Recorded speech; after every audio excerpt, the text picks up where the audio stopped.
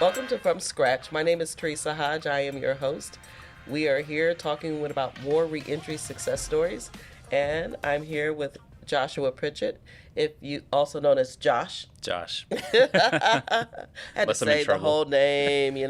like it matters to somebody, maybe not to you, but anyway, Uh, I'm here with Josh, and if you've been watching any of our other shows, you probably have seen his face a lot, you know. If I have my way, you're going to see it a lot more because he has a lot of good things to say, and I'm really super excited to be here with you today. Josh flew in, from pretty far away to be with us, so thanks for that. yeah, absolutely. I love talking with you and being here and got a lot to talk about. Yeah. And later we'll get into it because Josh and I work together on some projects. But we met about, I think it was April of last year. Matter of fact, it was April of last year Yeah. at our DC Yeah. hackathon that we were hosting.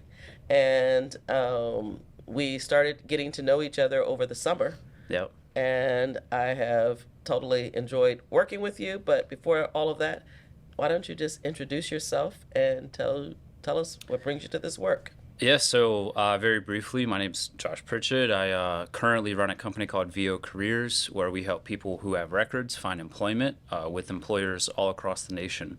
Why? Well, I'm somebody who was incarcerated early in my life, and obviously before that, there's group homes, foster care, things that kind of contribute to a path that leads to incarceration, unfortunately sometimes. And then went into the professional space post-release, built a whole different life. Never wanted to come anywhere close to this work, anything related to incarceration, prison, wanted to put it behind me. But then later in life started to think, hey, I want to do something that's meaningful, that's purposeful, that I have a special familiarity with, and started this company because guess what? In the United States, in this point in time, there are massive labor shortages. Any employer can see that, they can feel that, they deal with it on a regular basis. Well, guess what? We've got millions and millions of Americans who have records who are either unemployed, underemployed, not being utilized in the workforce. And so that's kind of what it led to Ready to work. today. Ready to work. Already working. So lots of jobs are available, is what you're saying, and that there's an opportunity for those of us who have an arrest or a conviction record, because what we know is just having an arrest record Yep. Can is show enough to up. keep you locked out of jobs. Yep. But corporations, today, in many cases out of desperation, Yeah. are saying, okay, Yeah. we'll try this market. We'll try this, you call talent, another word for people. Yeah. We'll try hiring some of these individuals. And look, when your competitors can get talent and you can't, Uh-huh. you lose. So Absolutely. you have to look at where are the hidden opportunities, where are the pockets of people that maybe we've overlooked, not considered, and can we kind of rethink how we're looking at this, because maybe the problem is not the people, but our way of looking at Absolutely. the people. Yeah, no. I, once upon a time, used to be a headhunter. Okay. Yeah. I used to find and source talent for corporations. They call them headhunters. Yeah. What is a headhunter? Yeah, I was Were like, you I a was bounty hunter? Yeah, I know. I had to What think was about that. Yeah. Yeah. And another time I ran an HR department. Nice. And so when we started doing some of the work we were doing, I was able to put my old HR hat on. And I was like, oh, we used to discriminate. Yeah. Like Yeah. HR departments, we're taught For sure. how to discriminate against people. A lot of risk aversion, a lot of compliance-driven decisions, risk aversion decisions, HR and legal. It's ironic, actually, in our work sometimes. The best people to talk with in order to generate partnerships are not sometimes HR and legal because of that risk aversion, because of the policies and the culture. And often the larger the company, the more risk adverse they are, and the more they kind of revert to what do I know is allowed, and what will I not get in trouble by doing. So sometimes there's that aversion to going a little bit outside of the norm. Yeah. They're very sophisticated Yeah. at finding ways, to kind of skirt some of the lines. Yeah. But I want to stay on the positive side because this is a moment, Sure. right? The moment is there are a lot of help wanted signs online, in windows, At all different levels of Yeah. organizations. in airports. Everywhere you go, you see that there are vacancies. And today people are willing Yeah, to hire individuals who are willing to come home and demonstrate for their sure. capabilities or a willingness, a skill set. Folks Yeah, are willing to train you. because a record, I mean, if you really unpack what is it that I'm interpreting Mm-hmm. when I see that somebody has a record, and Mm-hmm. a record is simply a proxy. Often when you're looking at a candidate, it's a proxy Mm-hmm. for, can I trust this person? Mm-hmm. Is this a good person? Is this person reliable? Is this person, Mm-hmm. safe? Mm-hmm. All these things.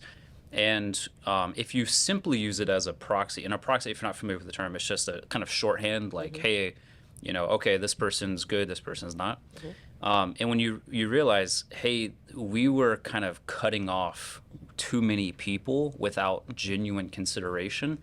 And when you look at the fact that 20 million roughly Americans have felony convictions, about Mm-hmm. 80 million have, like you mentioned, Mm-hmm. arrest or conviction histories. When you look at just the 20 million with felonies, that's such a large group of people that you can't make blanket Yeah. statements. 20 Yeah. million Yeah. human beings. I had an employer, I gave a presentation once and I said, 1 in 3 Americans have an arrest or conviction record.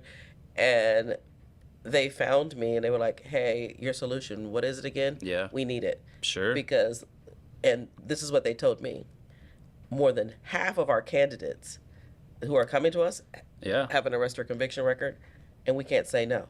yeah. So teach us how to say yes. And when You you know. look at, I'd love to kind of encourage people to believe that the labor shortage right now is just a cyclical thing in our economy. It's going to go away, but that's the data really does not point to that. You look at the growth of the economy and how many more openings and vacancies, and the decline in the population, as we've kind of talked about before, since the millennial generation. I don't think the next generation is going to be having more kids. The baby boomer kind of boom of We're done having babies. yeah, and what the other thing you saw, around the 90s or so, was the baby boomers were going into the market. You also had an increase in female participation in the market that didn't previously exist. And those benefits are kind of going away. Boomers are retiring. So these challenges are not just going to go away. So yeah, I agree. I agree with that. One, you don't sound like a person who went to prison at 17, yeah. for the I've record. done a lot of work. Yeah, yeah. You sound pretty do that. smart, actually. Well, Like, thank you. I you're always appreciate talking that. about data and all kinds of really, smart Yeah. stuff. So, how did you get there? A long journey.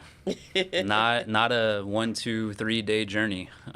So came home, and like everybody, just need a job. We talked a little bit before about, hey, there's 3 stages, when you're coming home: survive, stabilize, and strategize. And I'm happy to break those down because those map to my life. They map to Did you use that methodology, or is that kind of you turned around and looked back yeah. and said, oh, Look back and I say, was just in survival mode. yeah. I was still there trying to stabilize. And are you And now in strategize? Or I you're I beyond would it? say there's a fourth after strategize, Uh-huh. which is evolve. And after you It strategized, doesn't have eyes. it doesn't in have an S. Yeah, you got to figure that out. But we're gonna keep going. Synthesize. Yeah. I don't know. We don't have to do it right here, but I'm just saying. But it's know. eventually you get to a point in your life where, hey, I've determined this is my path. In the strategy work of what am I going to do, and then it's a constant state of evolution. You're constantly growing. It's a cycle. Hey, I started a business and now I'm going to evolve that to now somebody else runs it, and I'm going to start a different business. I'm going to continue to learn. So that's why I say evolve, because it's a constant cycle of evolution, I think. But coming home, survival, job, a car, a bank account, things that a lot of us Managing your probation, parole, if you have probation, parole. and parole, Yeah. not getting locked back up. It's Yeah. it's literally survival, staying out. Which is animal brain mode, Yeah, right? Like let's be honest, and for sure. that's not a good place to long term have to live in, and it's not where your most creative thoughts, No. some of your best thoughts. It's just like Yeah. Yeah. And I talk to so many people because of our work, who they went in with careers. They had a career. They were 20 years in the financial sector, whatever the case, and they get out and they can't do those things. And it's very soul crushing to be told no and no and no. And you're like, hey, I'm somebody who invested in my education early on. I have a real, strong resume. And so a lot of people, it's, hey, the first thing is not the career. It's not the strategize type thing. It's survival. It's just get a job, a job. Just get something with a paycheck, minimum wage, whatever the case, so you can survive. But then once you have that box checked, you're like, okay, I got a car, I got a job, etc. Then you go into stabilize. Okay, now I'm going to do these things consistently. Now I have a schedule I can rely on. I know what my Friday is going to look like, my Saturday, my Sunday. I know the pockets of time I have to think, to do, me time, things like that, to take care of my kids, whatever the case. And then once you kind of get comfortable, then it's like, I have breathing room. What am I actually going to do with my life now?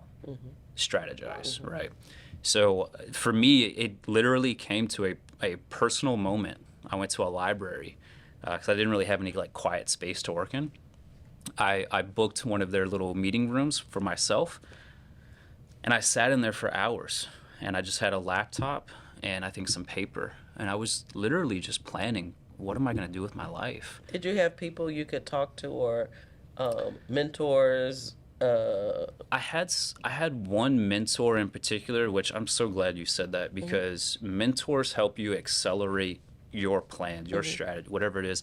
You say something a lot, which is, if you want to go far, or no, if you want to go fast, go alone. If you want to go far, go together.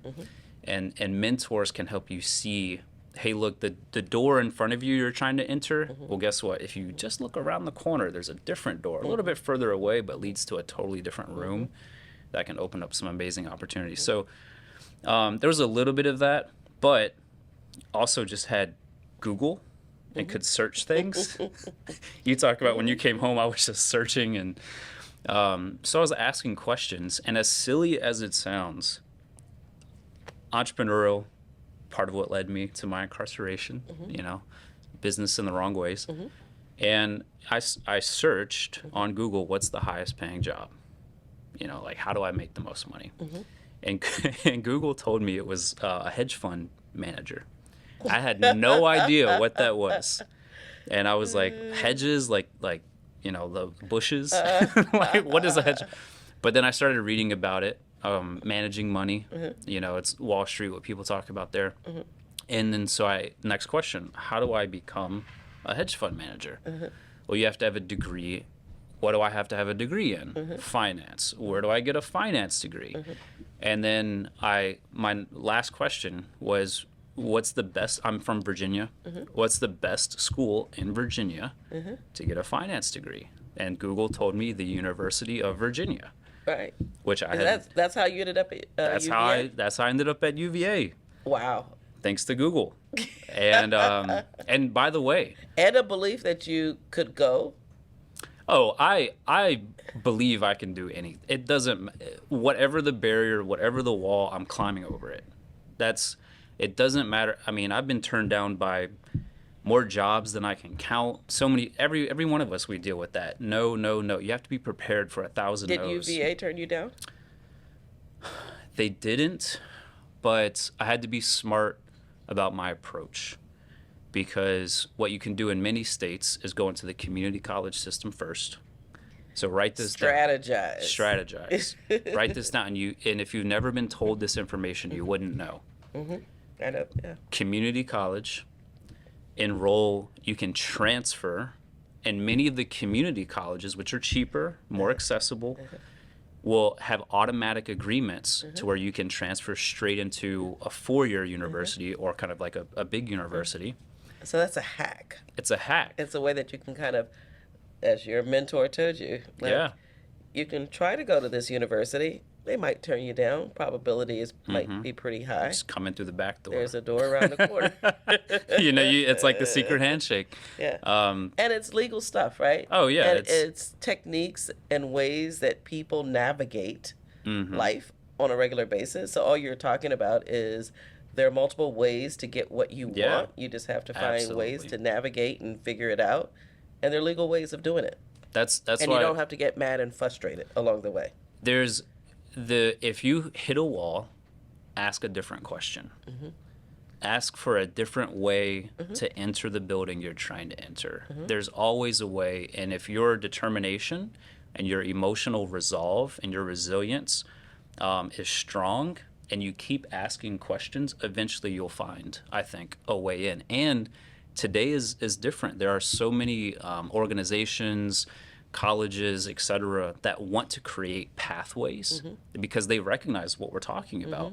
There's a saying which is true. Everybody will understand this, but intelligence is equally distributed. Absolutely. Opportunity is not. Absolutely. And so people recognize, hey, there are people in poor communities. There are people who come from prison. There are people from all these different areas of life.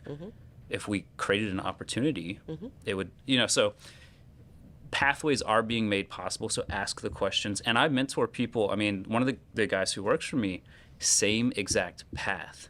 But guess what? Now that I have the ability to mentor him, I can give him even better hacks and preparation. And hey, make sure you read this book before you go into these classes, because I've walked that. So that's often the way to get in, is just ask another question. Why the name VEO? Short. In the year that we are in, most company names that you can think of are already taken. So the .com is what you're saying. .com, the domain, website, the domain is already taken. Yep. So something short, memorable, easy, and available. Okay. So that's what my goal was. I was in Argentina at the time, so I'm in a Spanish-speaking country, and I realized, what are we trying to do? We're trying to provide visibility to talent that is often overlooked for corporations, and we're trying to provide opportunities that are often unseen to those of us with records. And so this concept of visibility, well, in a Spanish-speaking country, the word for IC is VEO, IC. And so VEO, VEO, or VEO. So it's VEO Careers. Technically, but nobody says VEO. And, until you told me now, I was like, VO must be vocational. Yeah, it's like an acronym. It stands for something. Yeah. Nope, it's VEO. It's to IC. to be VEO. Yeah, not VO. We're considering some name changes, but we don't want to disrupt, our customers. They get used to what it's called. So, but yeah, I mean, to what you were asking about, kind of that path of thinking. So, I came home, survived, got a job at a hardware store. I went to that library that one time after I had stabilized, and I began to strategize. And I started to think, and so I had to enroll in community college. I did that. Community college is usually 2 years. I did it for 4. Okay. Because I was working full time.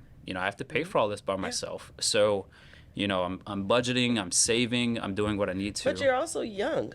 I'm young. I have time. This was a huge thing, and I believe, regardless, to a point, I guess, regardless of age, we all have both a pressure to achieve things now, but we also have more time than we realize. Absolutely. And so one of the things I recommend to almost everybody, don't rush. Take your time, and you're only competing with yourself. You're only competing with yourself. Don't worry about what everybody else is doing. Yeah. Stay focused on your goals.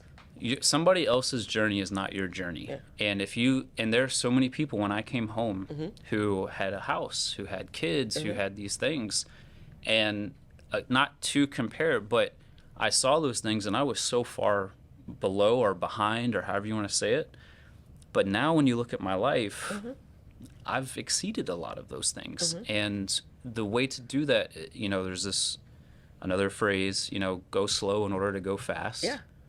Take your time, do it smart, and your The other one is go fast and break stuff. Yeah, and grow fast and break.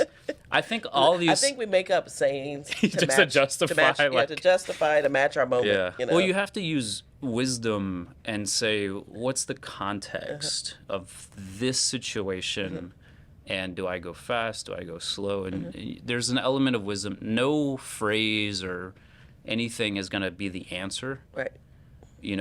You have to use judgment. You have to think about things and trust your gut and be honest with yourself. If something feels uncomfortable, maybe I'm doing it wrong, and ask questions. That's why mentors are such. So it took you 4 years to get to UVA. Yeah. And then how long did it take you to finish? Only 2. Okay. So you made up there. You were on track at that point. And that was the most uncomfortable I've probably ever been in my life.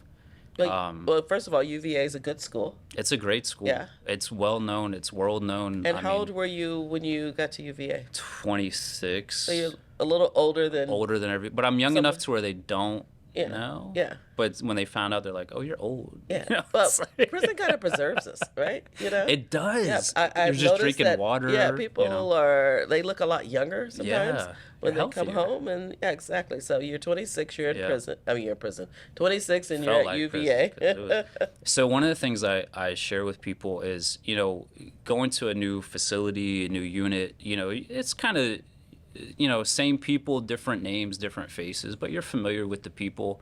You grow up in these environments, and, going to UVA was just like, who are these people? It's like sons and daughters of senators and people from Wall Street and all these wealthy, And Josh. and then there's me. And I'm just like, man, I gotta blend in.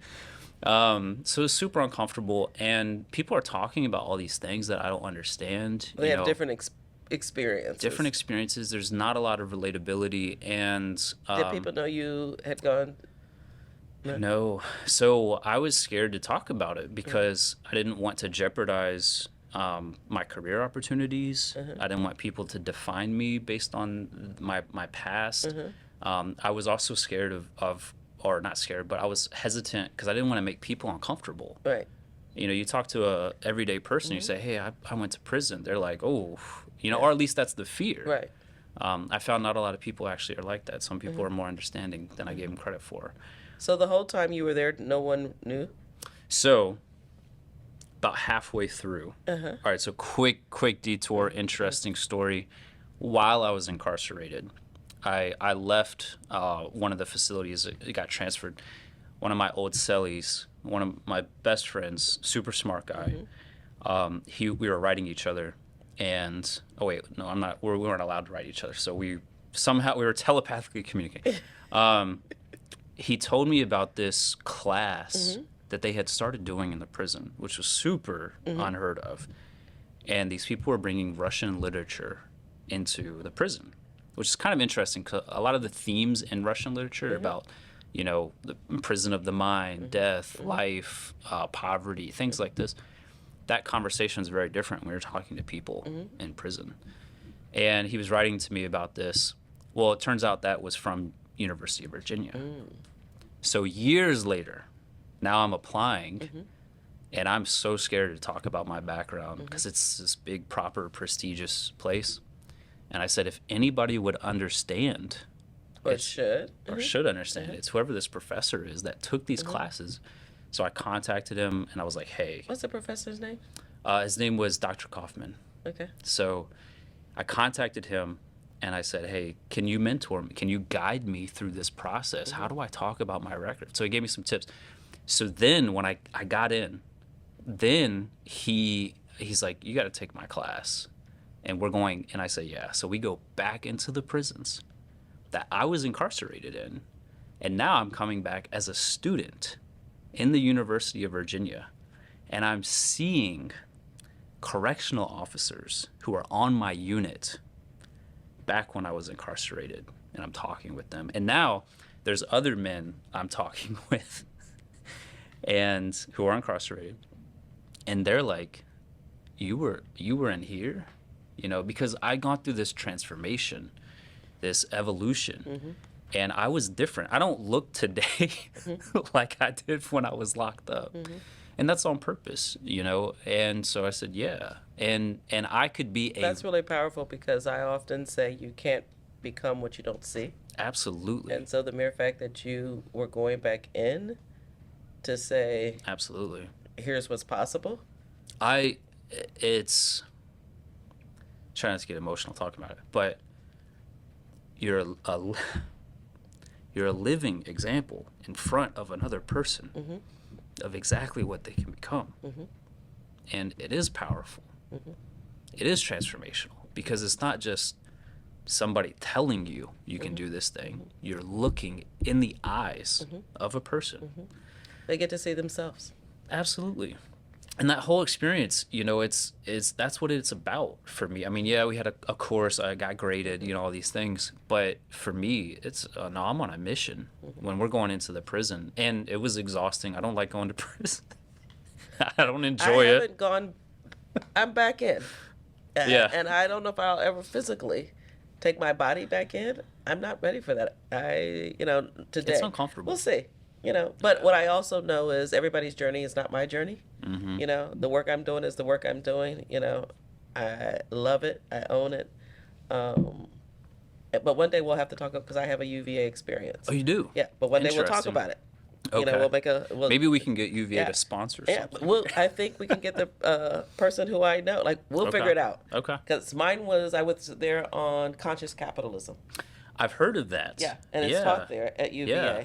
And I was there. One of the professors who does that, I was a part of a business accelerator, Okay. and we studied it, and then we went to Interesting. UVA for a couple of days, and did some I stuff. probably know some of the people you interacted absolutely. with Yeah. and or took Yeah. classes from. Well, it wasn't until you start talking about they go back in and they do prison stuff, and I was like, same group of people, I'm sure. Yeah, yeah, But very similar. that's a different day. But here's what I know is you went to prison at 17.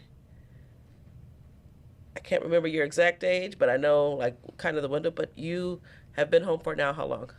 About 12, 13 years. Mm-hmm. Yeah. You've You can do the math on how old I am. yeah. I know I look younger. But pretty soon you'll be 17 years free is what I was thinking. Oh, wow. Oh, wow. Yeah. Yeah. See, you try to tell us not to get deep. No, but I Yeah. was sitting here right when we started. I was like, oh wow, not trying Yeah. to rush the next 3, 4, 5 years for you, but there is going to come a time, Yeah. not too long It's from been- now, Yeah. where you will be 17 years on the other side of this. Yeah. That's why, and for many, especially young men who get incarcerated around that age, 17, 18, 19, 20, etc. You're not even middle age yet. There's You've done a lot. there's a lot Yeah. that's occurred, and it's not stopping. Yeah. That's But I also want to say that you had a relatively short sentence. yeah.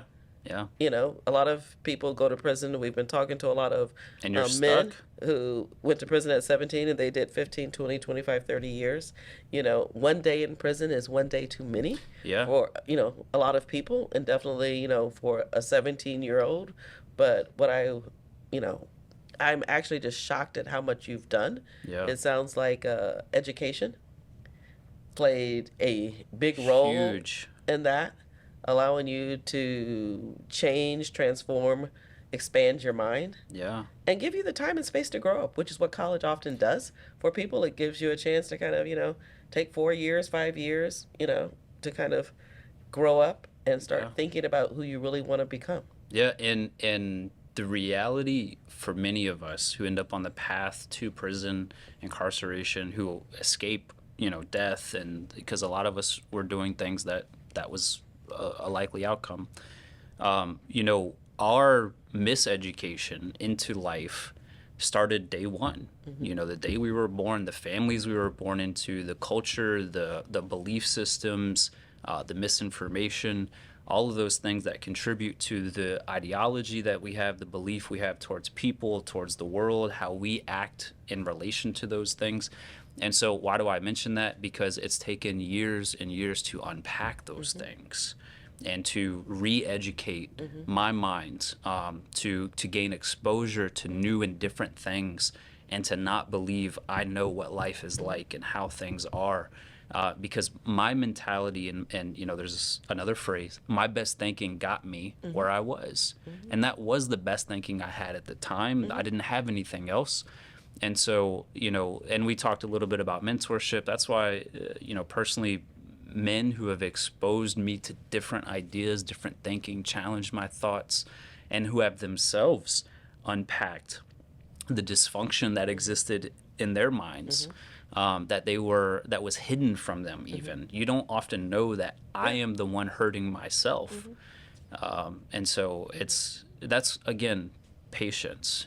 Don't rush, take your time, And the better information you end up having, often, if you don't make your plan or your strategy until you have that better information, Absolutely. you make a better plan. Yeah. So yeah, it's Yeah, I think there's it a lot. is the great Maya Angelou, or at least we attribute it to her. This is when we know better, we do better. Exactly. You know, and so Exactly. what it sounds like is you were in survival mode, you stabilized, you Yep. strategized, but there was a lot of evolving, and it sounds like that process is also a repetitive process. Absolutely. You learn that, hey, I have to continuously grow, and Yeah, that's why the like you evolution. started business, you're probably in survival.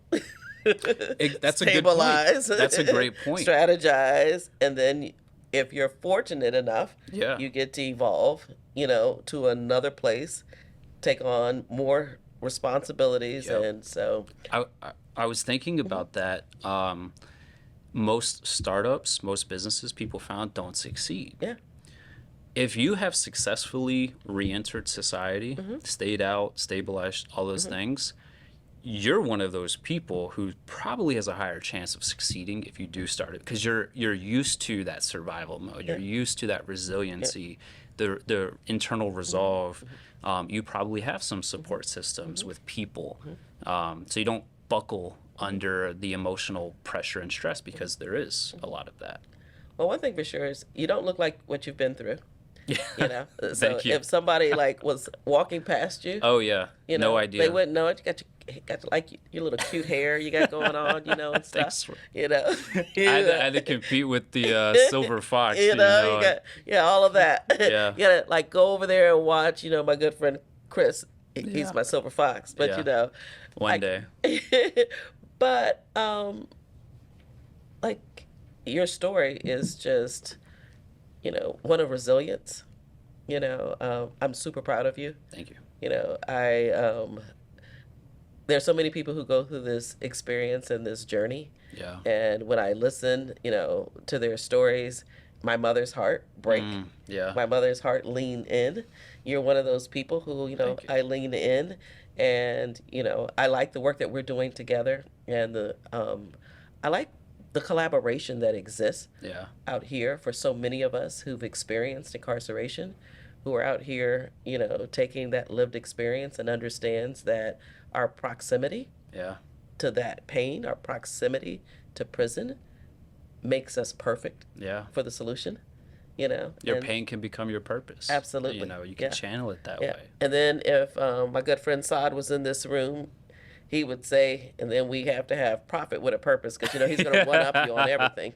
Yeah. Well, for many of us, it's embedded in. Yeah. And on that point, I genuinely believe that business leaders have an opportunity to lead the way in the change that's occurring and bubbling up in our society. As businesses can create opportunities, open doors. I'm an example. Saad's an example. You're an example. You could have hired me. You could have hired Teresa. You could have hired Saad. Yeah. And that person very likely would have accelerated through the ranks, Yeah. became a leader, and somebody you trusted, and took your business in whatever area they managed to the next level. Yeah. Well, there are a lot of people who are sitting in prison today. Their day to be released is coming soon. Yep. And I think you gave them a practical, formula. Yeah. Your first job is to survive. Yep. Survive. Yeah. The next job is to stabilize. Yeah. Stabilize. That's home, work, whatever it is. Schedule. Yeah, whatever Your the peace of formula mind. it is that's necessary in order for you Yep. to just feel safe and feel secure. And use that time. And then strategize. Yeah. And a huge thing, use that time, and when you're in that stabilize, to experience new things, meet new people. I grew up. Be curious. Be curious. One of the things, I'm a constant thread through my story, being in uncomfortable situations, being around people I don't relate to. At first, when I came home, it was honestly, I got really involved in my church and like this kind of middle class type America that I wasn't familiar with. I wasn't familiar with people who lived in the suburbs, and and I had to hang out with them and try to find points of connection. And I just wanted to talk about prison. And I was like, Yeah. and I felt lonely, and then University of Virginia, again, people I'm not familiar with, finding points of connection. And then even after that, I started my career, going into Wall Well, Street prison and is things like part that. of our identity. And the good news is you've learned how to, you know, keep it and be authentic. Yeah. It's authentic to your story, but you don't always have to lead with it. Absolutely. And not everybody Absolutely. wants to hear that. But the truth is, not everybody wants to hear everything about us anyway. Yeah. And our job is to have some level of discernment about what conversations are appropriate Yep. in different settings. And sometimes you're uncomfortable, sometimes someone else is uncomfortable. But, the key is to find your tribe, find your community. Mm-hmm. It exists, Yeah. out And here. When that 17-year-old, 18-year-old Josh probably didn't know about UVA, No. University of Virginia, Yep. didn't, maybe couldn't have seen himself there. Wasn't even a consideration. Yeah. I didn't know people who went to college. Maybe I had heard of that, but I had no idea, and certainly had no idea the connection to the careers they were going into. So it's Well, when you come back and we do some more stories, the thing that I'm looking forward to us talking about is all the fun you're having. oh gosh, Because you've been working yeah, very, very, very hard. yeah, And I know you probably got a made up answer for me, Okay. about fun because I've been drilling you on it. But the truth Yeah. is, I don't have a good answer about fun either. Because, I've you're been focused. doing what right now. that formula I've been following. Yeah, But what I committed to for this year was to have more fun, to just be very intentional yeah. about I'm with you on fun, like I've been intentional about stabilizing and evolving and all that other stuff. But it's time to turn up a little bit. That's a huge. And I'm not, making this up just because you said it, but it's the same thing for me because sometimes those of us who have gone through serious things, we take life serious, and life isn't meant to be worked. It's meant to be enjoyed, and yes, you have to work to support that. But I we were talking earlier. I live in different countries. I travel a lot. That was my made up answer to your fun question. It's traveling, It was too easy. and it's exposure again, being in uncomfortable, new, different situations. That's a theme. Exposure to different things, but man, other countries, other cultures. The way they have fun Absolutely. it's appealing, Absolutely. and it's and it's carefree. carefree. And there are people. It's funny. I was talking to I currently live in Colombia. Well, I currently visit Colombia for tax purposes. I don't live there. And I was talking to somebody, and she was like, there's a lot of people who they don't have much, and so you take life with a different amount of appreciation, and the moments you have to enjoy, you really enjoy because that's what it's for. Well, what I do know is you enjoy eating ice cream Oh yeah. because I've a watched you sweet eat ice tooth. cream and you have a sweet tooth. So that much I do know. So Yeah. you do enjoy that, but we're going to come back and talk about some other things that you enjoy. But again, super proud of the work that you're doing. Thank you. And I know the best is yet to come. And I'm going to be putting a mile marker on my calendar for 17 just to see Jeez. what the heck is Josh doing 17 years on the other side of this. So, thank you for joining us on From Scratch. Super excited that you guys have tuned in to learn more about Josh. You can find him on the R3 Up app. We have lots of content here for you, but, tune in. And Josh, thanks for being with us. Truly, you are a reentry success story. Thank you.